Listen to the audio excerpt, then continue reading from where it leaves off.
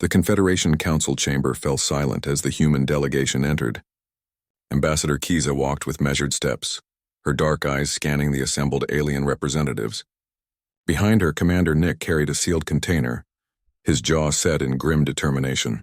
The Thexeral Prime Speaker clicked his mandibles impatiently. "Humans, you requested this emergency session. State your grievance quickly. We have more pressing matters." Kiza stopped at the central platform, placing her hands flat on the crystalline surface.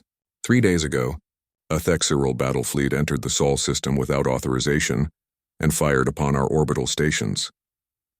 A minor skirmish, the Prime Speaker dismissed with a wave of his chitinous appendage. Your species ventures too far into disputed territories. We were merely establishing boundaries. Boundaries? Nick's voice cut through the chamber like a blade. You killed 17,000 civilians, scientists, families, children. The Varkun representative, a being of pure energy contained within a diplomatic field, pulsed with what might have been amusement. Humans always overreact. Such is the way of conflict. Accept your losses and negotiate reparations. Kiza's expression didn't change, but something in her stillness made several delegates shift uncomfortably. For 200 years, we've been part of this confederation. We've followed your laws, respected your territories, contributed our resources and knowledge freely. We believed in peaceful coexistence. And yet you complain about a simple territorial correction, the Prime Speaker said. Perhaps humanity is too fragile for galactic politics. Fragile? Kiza repeated softly. She nodded to Nick, who opened the container. Inside lay a data crystal, glowing with an ominous red light. "Commander, please display File 01. The chamber's holoprojectors activated, showing images of Earth's history. But these weren't the pastoral scenes or cultural achievements humanity usually shared. These were different. The aliens watched as humans waged war across their home planet. Trenches filled with soldiers, cities reduced to rubble, mushroom clouds blooming over islands. The violence was relentless, brutal, and undeniably human. For most of our recorded history, Kiza said, her voice echoing in the stunned silence, we fought ourselves.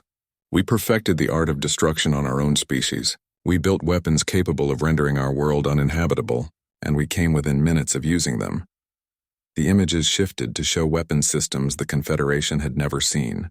Kinetic bombardment platforms, biological agents, nanite swarms, quantum disruptors still in theoretical stages but frightening in their implications. When we joined the Confederation, Kiza continued, we made a choice. We sealed away our military history. We converted our warships to cargo vessels. We shared our medical technology instead of our weapons designs. We chose peace because we knew the alternative. Nick stepped forward, his military bearing suddenly more threatening. Every human child learns about the wars we fought. The genocides, the extinction-level arsenals. We teach these horrors so we never repeat them, but we never forgot how. The Prime Speaker's mandibles trembled. Are you threatening this council? No, Kiza said, and her smile was terrifying in its gentleness. We're explaining. You see, every species in the Confederation evolved under different circumstances. The Thexeral were apex predators who achieved sentience through pack hunting. The Varkun ascended beyond physical form through meditation. The Zixtar built their civilization in the deep oceans where resources were abundant. She paused, letting her words sink in. Humans evolved as persistence hunters on a death world. We survived ice ages, supervolcanoes, plagues, and meteor strikes. We didn't have natural weapons or armor, so we made them. We weren't the strongest or fastest, so we learned to think, to plan, to never give up. And when we turned those skills on each other, we nearly destroyed ourselves. The chamber's atmosphere had changed. What had been dismissive arrogance now felt like creeping dread. Nick activated another file. After your attack, Earth's military reactivated in 6 hours.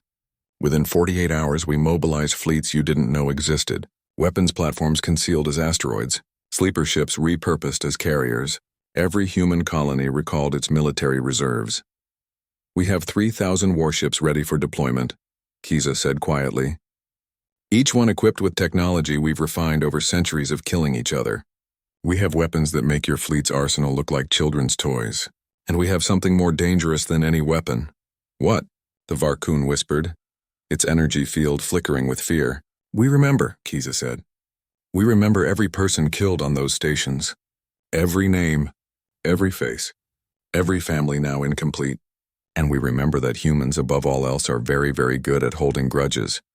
The silence was absolute. So here's what happens next, Nick said, his voice cold and professional. The Thexral will pay reparations. You will formally apologize. Your fleet commander will face trial for war crimes. And most importantly, the Confederation will amend its charter to explicitly state that unprovoked attacks on member worlds are acts of war. And if we refuse? The Prime Speaker asked, though his voice had lost all its earlier confidence. Kiza picked up the data crystal, the red light casting shadows across her face. Then you'll learn what humans are really like when someone attacks our home. We chose peace, Prime Speaker. We chose it every day for 2 centuries. But you need to understand it was always a choice, and choices can be unmade. She turned to leave, Nick falling into step beside her. The vote will occur in 1 standard week, Kiza said over her shoulder. Choose wisely. Because humanity is patient, humanity is forgiving, but humanity never forgets. And we really, really don't like it when you attack our home. The chamber doors closed behind them, leaving the Confederation Council in terrified silence. Finally understanding the predators they'd dismissed as peaceful, the vote was unanimous.